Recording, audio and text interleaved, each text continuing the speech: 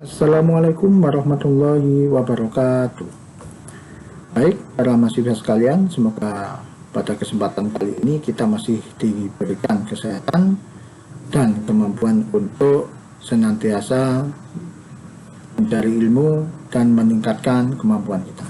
Baik, untuk pertemuan kali ini sesuai mata kuliah yang akan kita pelajari yaitu teknologi pembelajaran. Teknologi pembelajaran ini sekarang menjadi salah satu spesifik sehingga menjadi profesi ataupun menjadi jurusan kuliah tertentu, sehingga teknologi pembelajaran kali ini tidak hanya sebatas untuk mata kuliah, tapi kali ini kita akan membahas apa sih teknologi pembelajaran itu secara garis besar. Nah, teknologi pembelajaran di sini pada awalnya di sini teknologi pembelajaran itu membahas tentang alat. Nah, teknologi peralatan yang berkaitan dengan penggunaan peralatan, media, dan sarana untuk mencapai tujuan pendidikan ataupun pembelajaran. Nah,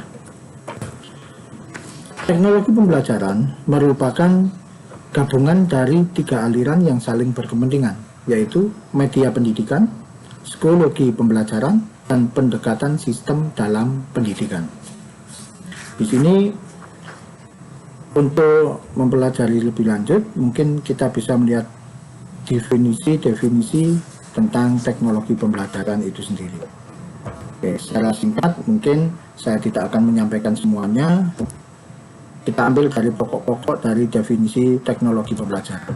Nah, yang pertama dari ICT atau Association for Educational Communication Technology pada tahun 1994.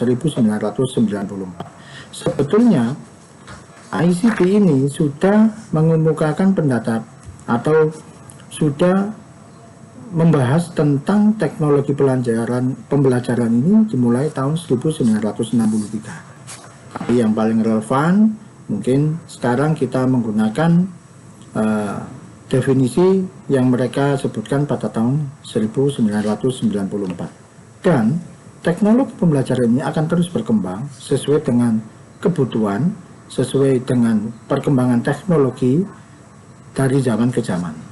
Nah, yang pertama dari ICT tahun 1994, teknologi pembelajaran adalah teori dan praktek dalam desain, pengembangan, pemanfaatan, pengelolaan, serta evaluasi tentang proses dan sumber untuk belajar. Jadi ditekankan pada teori, praktek dalam desain, pengembangan, pemanfaatan, pengelolaan, serta evaluasi tentang proses dan sumber untuk belajar. Dengan perencanaan yang matang, tentunya teknologi pembelajaran ini diharapkan nanti mampu menghasilkan hasil belajar yang lebih bagus. Yang kedua dari CIT, Commission on Instruction Technology pada tahun 1970. Di situ disebutkan teknologi pembelajaran merupakan usaha sistematik dalam merancang, melaksanakan, dan mengevaluasi keseluruhan proses belajar untuk satu tujuan khusus. Nah, tujuan khusus ini didasarkan pada penelitian tentang proses belajar dan komunikasi pada manusia yang menggunakan kombinasi sumber daya manusia dan manusia agar belajar dapat berlangsung efektif. Nah, teknologi pembelajaran di sini menurut CIT pada tahun 1970 ini itu usaha sistematik dalam merancang, melaksanakan, mengevaluasi, tetapi disandarkan pada kombinasi antara manusia dan sumber daya manusia yang lain agar belajar dapat berlangsung secara efektif. Selanjutnya dari Silber tahun 1970. Teknologi pembelajaran adalah pengembangan riset, desain produksi, evaluasi, dukungan, pasokan, pemanfaatan komponen pembelajaran yang di sini adalah berbentuk pesan, orang, bahan, peralatan, teknik, dan juga latar. Nah, teknologi pembelajaran di sini ditekankan pada pengembangan. Pengembangan ini terdiri dari riset, desain, produksi, evaluasi, dukungan atau pasokan, pemanfaatan. Sedangkan sistem pembelajaran yang diperlukan untuk mendukung itu bentuknya pesan, orang, bahan, peralatan, teknik, dan layar, latar. Serta untuk pengolahan usaha, pengembangan organisasi dan personal secara sistematik untuk memecahkan masalah belajar. Ini lebih luas lagi oleh Silber ini bahwa titik beratnya teknologi pembelajaran di sini adalah pengembangan. Kemudian pengembangan ini harus didukung dengan komponen sistem pembelajaran serta pengelolaan usaha pengembangan. Sekarang kalau kita melihat di sini kandungan dari beberapa teknologi pembelajaran di atas, itu tampaknya dari waktu ke waktu teknologi pembelajaran terus mengalami metamorfosa atau perubahan-perubahan disesuaikan dengan kebutuhan dan fasilitas yang ada pada zaman tersebut. Nah, untuk apa? Untuk menuju penyempurnaan yang semula hanya dipandang sebagai alat menjadi ke sistem yang lebih luas, dari hanya berorientasi pada praktek menuju ke teori dan praktek, dari produk menuju ke proses dan produk, yang akhirnya pada perjalanan evolusinya saat ini teknologi pembelajaran telah menjadi sebuah bidang dan profesi. Jadi mungkin di beberapa perguruan tinggi itu teknologi pembelajaran menjadi satu jurusan, di mana di dalamnya nanti akan dikembangkan, akan dipelajari berbagai macam sistem pembelajaran atau teknologi pembelajaran untuk mendukung kegiatan belajar menuju ke pembelajaran yang berlangsung efektif dan efisien. Nah, kita harus mengakui mungkin di bidang profesi teknologi pembelajaran di negara kita saat ini masih dikatakan belum optimal, baik dalam hal desain, pengembangan, pemanfaatan, pengelolaan maupun evaluasinya.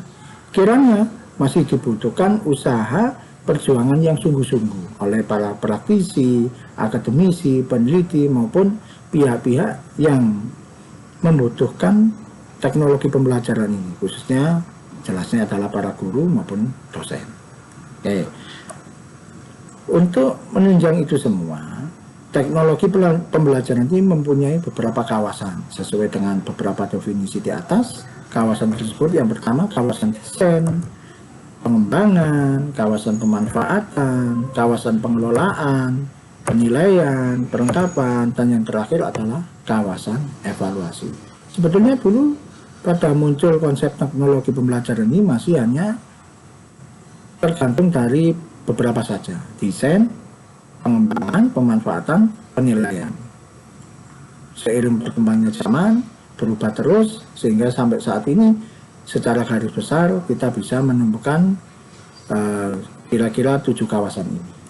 Oke, kita bahas untuk beberapa kawasan tersebut. Sekarang kawasan desain. Nah, kawasan desain yang dimaksud di sini adalah proses untuk menentukan kondisi belajar. Nah, kawasan desain ini dengan tujuan untuk menciptakan strategi dan produk dalam tingkat makro seperti program, kurikulum, dan pada tingkat mikro yaitu pembelajaran dan modul sebagai sarana untuk mendukung kegiatan pembelajaran tersebut. Nah, di sini ada kawasan desain ini meliputi setidaknya 5 cakupan ini. Yang pertama adalah desain dan sistem pembelajaran. Terus yang kedua adalah desain pesan, strategi pembelajaran, karakteristik pembelajar, kemudian kecenderungan dan permasalahan. Nah, di sistem pembelajaran biasanya ini merupakan prosedur linier yang interaktif yang menurut kecermatan dan kemantapan agar dapat berfungsi sebagai alat untuk saling mengontrol semua langkah-langkah tersebut harus tuntas. Nah, dalam sistem pembelajaran ini proses sama pentingnya dengan produk, sebab kepercayaan atas produk berlandaskan pada proses. Yang kedua, desain pesan. Desain pesan ini perencanaan untuk merekayasa bentuk fisik dari pesan agar terjadi komunikasi antara pengirim dan penerima. Kalau di sini mungkin antara seorang guru dan siswa, seorang pendidik dengan yang dididiknya atau peserta didik. Nah, di sini desain pesan. Terus desain pembelajaran. Desain pembelajarannya itu spesifikasi untuk menyeleksi serta mengurutkan peristiwa belajar atau kegiatan dalam suatu pelajaran. Nah, strategi pembelajaran ini sangat penting. Seorang desainer itu menggunakan teori atau komponen strategi pembelajaran sebagai prinsip teknologi pembelajaran. Dalam hal apa? Dalam hal mengaplikasikan suatu strategi pembelajaran di mana nanti situasi pembelajaran itu akan tergantung pada situasi belajar, sifat materi, dan jenis belajar yang dikehendaki. Nah, itu. Selanjutnya karakteristik pembelajar, yaitu dari segi latar belakang, pengalaman pembelajar yang mempengaruhi terhadap efektivitas proses belajarnya. Semakin seorang pendidik itu berpengalaman, secara otomatis dia akan semakin matang dalam menentukan strategi pembelajaran. Mungkin di sini teknologi pembelajarannya itu semakin kompleks, semakin banyak, dan semakin bervariatif, sehingga kegiatan belajar mengajar yang dihasilkan tentunya akan menghasilkan kegiatan belajar yang sangat berkualitas. Yang terakhir, kecenderungan dan permasalahan. Di sini konsepnya adalah kecenderungan dan permasalahan. Di sini apa yang terjadi dalam kelas, apa yang terjadi dalam lingkungan sekolah, kualitas peserta didik, dan sebagainya. Lanjut, kawasan pengembangan. Kawasan pengembangan ini secara spesifikasi diterjemahkan spesifikasi desain dalam bentuk fisik, mencakup banyak variasi teknologi, atau dikembangkan menjadi beberapa teknologi-teknologi lain yang sudah ada dan bisa digunakan dalam dunia pendidikan. Yang pertama, teknologi cetak. Kita tahu teknologi cetak ini bisa berupa buku, berupa suplemen literasi, buku cetak yang baik itu dari pemerintah atau beli sendiri. Pokoknya bentuknya yang bisa dibaca dan dicetak. Bisa jadi berupa sebuah majalah, kemudian koran, atau yang lainnya. Oke. Kemudian teknologi audiovisual. Audiovisual ini sekarang paling banyak digunakan. Seperti yang kita gunakan ini, bentuknya adalah audiovisual, bentuk video yang bisa didapatkan baik secara online, offline, kita buat sendiri, ataupun mengambil dari literasi orang lain, dan seterusnya. Yang kedua, teknologi berbasis komputer. Tentunya pada zaman sekarang ini, berbasis komputer ini tidak hanya menggunakan laptop maupun PC, tapi menggunakan Android pun bisa dikatakan sebagai teknologi komputer. Kemudian teknologi terpadu antara teknologi komputer, cetak, audiovisual dijadikan satu, dikemas menjadi sebuah perencanaan pembelajaran, baik menggunakan alat, proses, atau yang lainnya. Selanjutnya, kawasan pemanfaatan. Nah, pemanfaatan yang dimasukkan di sini adalah aktivitas menggunakan proses dan sumber untuk belajar. Sekali lagi, aktivitas menggunakan proses dan sumber untuk belajar. Pemanfaatan menuntut adanya penugasan, diseminasi, difusi, implementasi, dan pelembagaan yang sistematis. Kawasan pemanfaatan ini setidaknya meliputi 3 hal. Yang pertama adalah pemanfaatan media, terus difusi inovasi, yang terakhir kebijakan dan regulasi. Nah, pemanfaatan media, apakah yang dimaksud dalam kawasan pemanfaatan di sini? Yaitu penggunaan yang sistematis dari sumber belajar. Proses pemanfaatan media merupakan proses pengambilan keputusan berdasarkan pada spesifikasi desain pembelajaran. Misalnya, bagaimana suatu film diperkenalkan atau ditindaklanjuti dan dipolakan dalam bentuk belajar. Yang kedua, difusi inovasi. proses berkomunikasi melalui strategi yang terencana dengan tujuan untuk diadopsi. Nah, tujuan akhir dari difusi inovasi ini yaitu yang ingin dicapai dalam tujuan ini adalah untuk menjelaskan atau mendapatkan sebuah perubahan. Perubahan ini dimaksudkan adalah bagaimana gaya belajar itu lebih baik, lebih efektif, dan lebih menyenangkan. Nah, yang terakhir adalah kebijakan dan regulasi. Ini biasanya pemegangnya adalah pemerintah, karena kebijakan dan regulasi ini merupakan aturan dan tindakan yang mempengaruhi difusi dan pemanfaatan teknologi. Nah, ketika ada sebuah kebijakan, kita tidak bisa menggunakan pemanfaatan media dengan maksimal, karena kita akan dibatasi. Nah, kebijakan dan regulasi ini dibuat tentunya harus berdasarkan pertimbangan-pertimbangan. Tapi di sini banyak yang membuat adalah pihak dari pemerintah maupun pihak sekolah, disesuaikan dengan visi misi dari sekolah masing-masing. Sekarang kawasan pengelolaan meliputi pengelolaan teknologi belajar melalui perencanaan, pengorganisasian, pengkoordinasian, dan supervisi. Nah, pengelolaan biasanya merupakan hasil dari penerapan suatu sistem nilai. Nah, pengelolaan ini dibagi menjadi 4. Ada pengelolaan proyek, pengelolaan sumber penyampaian, dan yang terakhir adalah pengelolaan informasi. Nah, pengelolaan proyek di sini meliputi perencanaan, monitoring, dan pengendalian proyek, desain, serta pengembangannya. Nah, pengelolaan proyek berbeda dengan pengelolaan tradisional, karena di sini para pengelola proyek bertanggung jawab atas perencanaan, penjadwalan, dan pengendalian fungsi desain pembelajaran atau jenis-jenis proyek lain yang berkaitan dengan hal tersebut. Nah, peran pengelola proyek biasanya berhubungan dengan cara mengatasi ancaman proyek dan memberi saran perubahan secara internal. Terus yang kedua, pengelolaan sumber mencakup perencanaan, pemantauan, kemudian pengendalian sistem pendukung, dan pelayanan sumber. Nah, pengelolaan sumber ini memiliki arti penting karena mengatur pengendalian akses. Yang selanjutnya, pengelolaan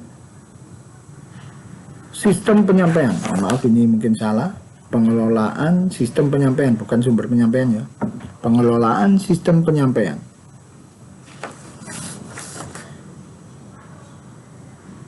Di sini meliputi perencanaan, pemantauan, pengendalian cara bagaimana distribusi bahan pembelajaran diorganisasikan. Hal tersebut merupakan suatu gabungan antara medium dan cara penggunaan yang dipakai dalam menyajikan informasi pembelajaran kepada para pembelajar. Selanjutnya adalah pengelolaan informasi. Pengelolaan informasi ini meliputi perencanaan, pemantauan, dan pengendalian cara penyimpanan, pengiriman, garis miring. Mungkin untuk informasi ini secara spesifik, pengelolaan informasi ini terletak pada potensinya untuk mengadakan revolusi kurikulum maupun aplikasi desain pembelajaran. Jadi pengelolaan informasi sangat penting untuk dijadikan faktor dalam menentukan desain pembelajaran maupun strategi pembelajaran kita dalam kelas. Karena informasi ini nanti yang akan menjadi bahan acuan kita, bagaimana kita mengelola, bagaimana kita memanfaatkan, merencanakan, mengendalikan dalam kegiatan pembelajaran. Kemudian kawasan penilaian, kegiatan untuk mengkaji serta memperbaiki suatu produk atau program yang terdiri dari, di sini ada analisis masalah, pengukuran acuan atau patokan, kemudian penilaian formatif, sumatif. Jadi kawasan penilaian ini memang digunakan untuk merancang sistem penilaian, kemudian mengevaluasi bagaimana kegiatan belajar itu berjalan, kemudian apa masalahnya, kemudian acuannya bagaimana, terus penilaian yang dilakukan bagaimana, sehingga nanti pada prosesnya dengan kawasan penilaian ini dihasilkan hasil yang lebih signifikan, lebih bagus. Kemudian kawasan perlengkapan. Kawasan ini merupakan hal yang paling pelik dan berliku-liku jika dibandingkan dengan domain lain dalam teknologi pelajaran. Sebab dalam domain inilah digeluti secara hal tentang pendayagunaan media instruksional yang baik untuk mencapai tujuan. Tujuan apa? Tujuan pembelajaran, termasuk urusan kelembagaan, serta kebijakan dan peraturan yang dapat mendukung atau sebaliknya dapat menghambat. Nah, domain perlengkapan ini merupakan bagian usaha mendaya gunakan proses dan sumber belajar untuk mencapai tujuan pengajaran. Nah, jadi kawasan perlengkapan ini memang harus dipenuhi, tapi juga banyak hal. Bisa berkaitan dengan kebijakan lembaga, mungkin terkait dengan dana, terkait dengan pembiayaan, sehingga mungkin kawasan perlengkapan ini sangat minim untuk ditempuh oleh suatu sistem. Terus, kawasan evaluasi. Nah, evaluasi merupakan proses menentukan kesesuaian antara materi pelajaran dan proses belajar. Nah, evaluasi dimulai dengan analisis problem yang merupakan langkah awal penting dalam pengembangan dan evaluasi isi pelajaran. Karena tujuan dan kendalanya diklarifikasi selama langkah ini dilaksanakan. Saya kira untuk langkah evaluasi cukup jelas, yaitu menganalisis problem terlebih dahulu, kemudian dikembangkan dan dihasilkan evaluasi isi pelajaran, apa kendalanya, kemudian diklarifikasi, mungkin selama langkah-langkah ini dilaksanakan, dibutuhkan beberapa tahap dan beberapa waktu untuk menghasilkan hasil evaluasi yang konkret, yang tepat, yang bisa digunakan untuk mengambil sebuah keputusan. Oke, sekarang teknologi pembelajaran tidak dapat dilepaskan dari media pembelajaran. Nah, dalam pelaksanaan proses belajar mengajar, seorang guru dituntut untuk memilih media pembelajarannya agar kegiatannya mengajar lebih baik, lebih efektif, dan lebih bagus. Nah, kriteria pemilihan media sebelum kita menggunakan media harus ada beberapa kriterianya. Yang pertama, kendala yang akan muncul. Nah, kendala ini kompleks, bisa dana, fasilitas, waktu, sumber daya manusia, atau merupakan di sini ketersediaan sumber. Kemudian konten atau isi pembelajaran. Yang ketiga, kemampuan peserta didik atau karakteristik peserta didik, ketertarikan peserta didik, serta pendidik.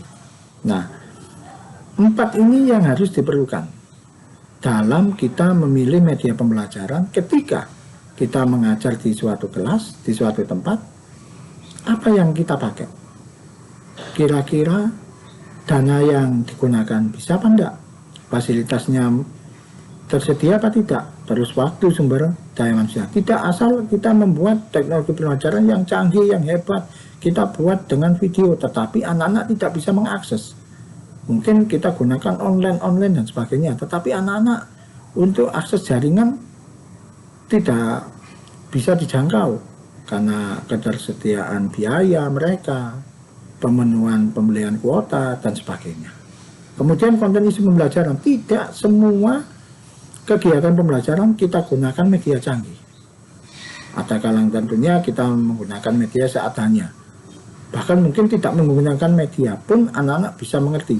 Nah, seperti ini kita tidak perlu menggunakan media yang berlebihan. Kemudian kemampuan peserta didik. Ketika kita memutuskan untuk menggunakan suatu media, misalnya kita gunakan meeting dengan secara online. Nah, kemampuan peserta didik dalam menggunakan aplikasi tersebut, apa sudah mumpuni apa belum? Kalau belum ya jangan digunakan, mereka akan kesulitan.